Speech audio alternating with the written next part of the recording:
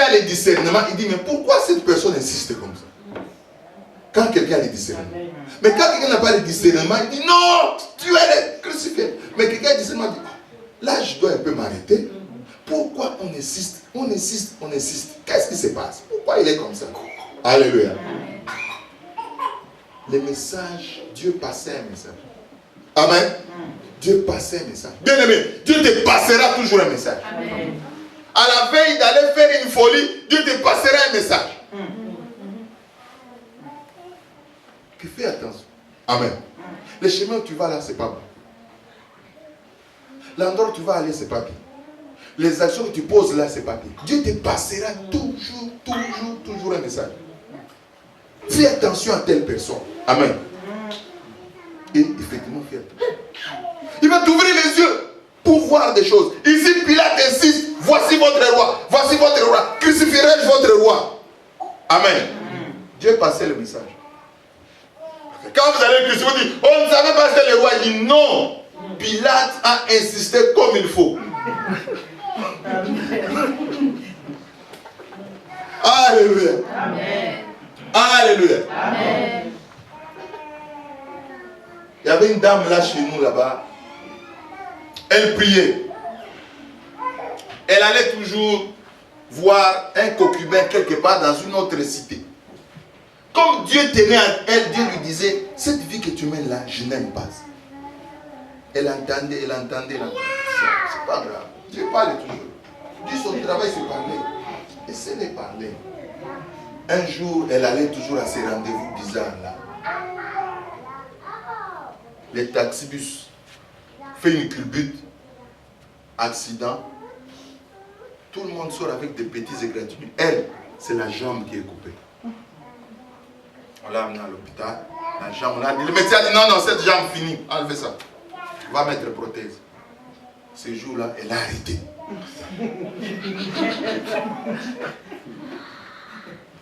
Amen. Parce que Dieu avait parlé. Non. Le message n'est passé. Donc je vais l'arrêter. Amen. Bien aimé, ne fais pas, n'accepte pas que Dieu arrive avec toi à la fin. Quand il a passé le message, regardez ici. Donc, voici l'homme. Voici votre roi. Crucifiez votre roi. 3 fois déjà, il insiste sur le fait que cet homme, c'est un roi. Alléluia. C'est un roi. Je n'ai rien découvert en lui. C'est un roi. Il a la dignité d'un roi. Même moi, quand tu présentes devant lui, je me sens comme un petit. Amen. Alléluia. Amen. Il avait en face de lui le roi des rois. Le seigneur des seigneurs. Créateur de tout ce qui existe. Mais eux, ils disent, il leur dit, crucifierai-je votre roi? Les principaux sacrificateurs répondirent, nous n'avons de roi que César. Ah, les Juifs maintenant, ils ont comme roi César. Amen. Ils ont comme roi César. Aujourd'hui, ils acceptent César. Bien aimé, pour que quelqu'un refuse Jésus, hein, il est pris à aller embrasser les diables. Pour qu'il refuse Jésus. Pour qu'il refuse l'église, il est prêt à aller embrasser n'importe quoi. Pour qu'il refuse l'église. Oh, viens, c'est presque pas qu'on va à l'église. Non, je n'irai pas. Il préfère aller embrasser même les diables, même les démons. Parce qu'il ne veut pas de l'église. Parce qu'il ne veut pas de Jésus. Amen. Non, nous n'avons d'autre roi que César. Comment César? C'est vous qui ne voulez pas payer les impôts à César. Aujourd'hui, vous avez comme roi César. Parce qu'il fallait choisir entre César et Jésus. Amen. Jésus, lui, on le met de côté. On préfère César aujourd'hui. Amen. Alors là, il les livra pour être crucifié. Ils prirent donc Jésus et ils l'amenèrent. 17. Jésus, portant sa croix, arriva au lieu du crâne qui se nomme en hébreu Golgotha. Amen. Golgotha, ça veut dire les lieux du crâne. C'était une colline. Amen. Vous voyez, on dit crâne. Crâne, hein? Une colline. Un endroit surélevé à Jérusalem. Alors, c'était surélevé, on appelait ça lieu du crâne, parce que ça avait la forme d'un crâne. Mais en araméen, Golgotha. Amen. c'est là où on a amené Jésus. Et on dit quoi? Jésus portant sa croix. Bien aimé. La croix que Jésus portait là, c'est ta croix, c'est ma croix, c'est notre croix. C'est nous qui devrions porter la croix. Mais on dit si Jésus portant sa croix, c'est-à-dire ta croix, ma croix, notre croix, il a pris ça pour nous.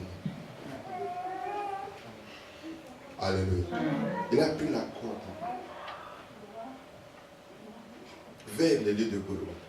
Maintenant, quand on dit portant la croix, regardez, là encore, on va parler de la croix. C'était deux grosses poutres. Deux grosses poutres. On a mis ensemble une croix qu'on doit planter dans le sol et qui doit porter un homme. Presque 70 kilos, 80 kilos, des choses comme ça. Ça doit être une croix lourde. Amen. Ça doit être lourd. On a dit Jésus portant sa croix. Toutes tes peines, toutes mes peines, toutes nos iniquités, toutes nos malédictions, toutes nos affaires, il a porté sur cette croix. Alléluia. C'était pas facile. C'était pas facile. On dit qu'ils allaient vers le lieu de crâne qui est une monticule, non? Maintenant, il fallait monter avec quelque chose qui pesait beaucoup. Alléluia. C'est pour cela, dans une autre version, on dit qu'on a vu quelqu'un qui venait des champs. Comment il s'appelle? Simon de Cyrène. Et Cyrène, c'est où? En Libye, en Afrique. Amen. On a vu Simon de Cyrène. Il venait de deux champs. Et toi, viens. Les Romains, toujours plus tard. Et toi, viens ici. Porte la croix. Et moi, je viens déjà. Porte la croix, toi. Jésus était à côté. Alléluia. Un Africain. Il a porté la croix de Jésus. Le sang qui avait coulé sur la croix a coulé sur le corps de l'Africain. C'est pour ça que vous voyez les Africains très forts dans l'évangile. Très forts dans l'évangile. Pauvres, mais cherchant Jésus. Pauvres, mais priant beaucoup. Parce que Simon de Cyrène avait porté la croix. Le sang de Jésus a commencé d'abord par toucher le corps d'un Africain. Amen.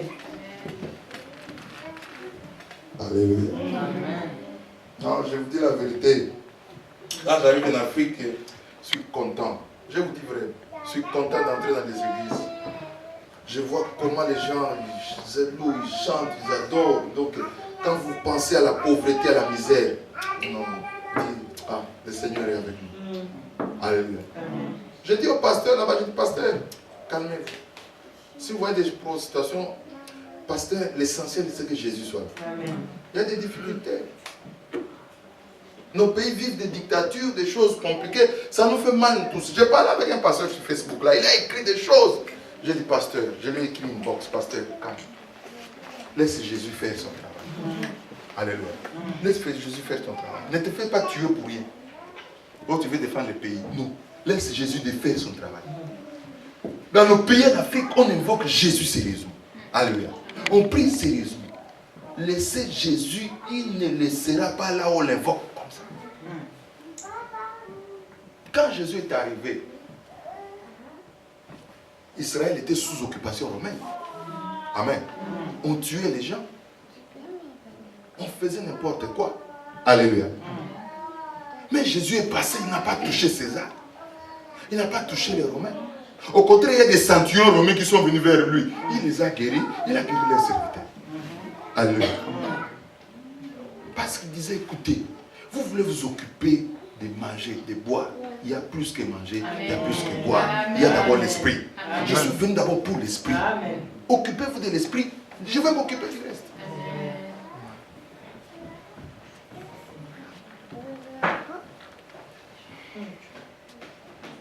Parce que quand Jésus est arrivé, il y avait un groupe de gens, je vous ai parlé des catégories qu'il y avait en Israël, il y avait les pharisiens, les publicains, il y avait les sicariens, tout ça, tout ça. Les sicariens, c'était des rebelles.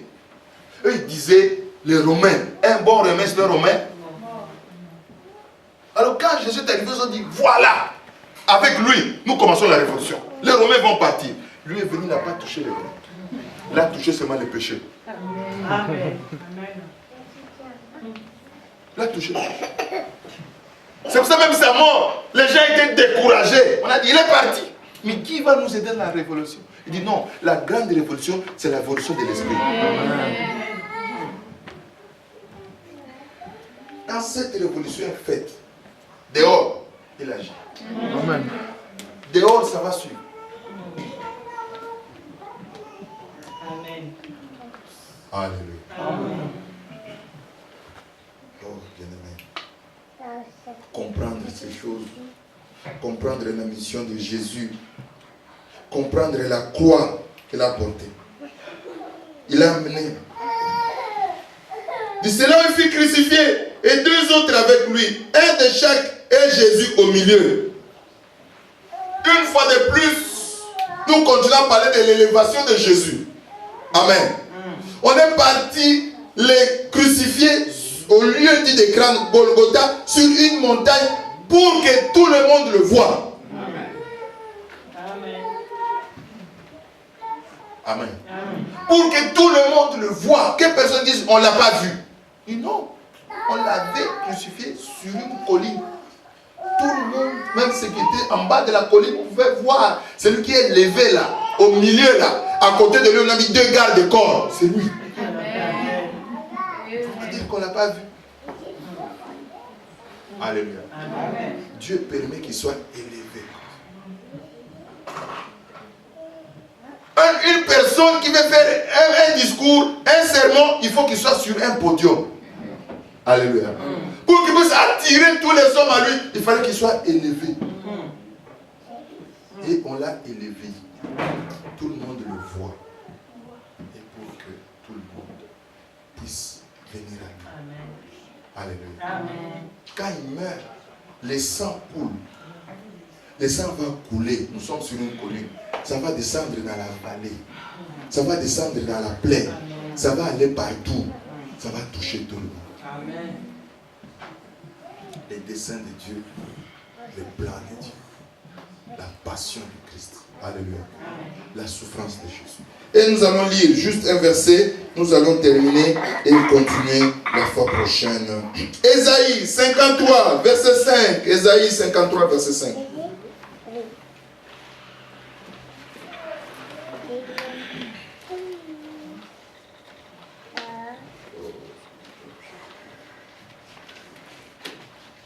Ésaïe 53.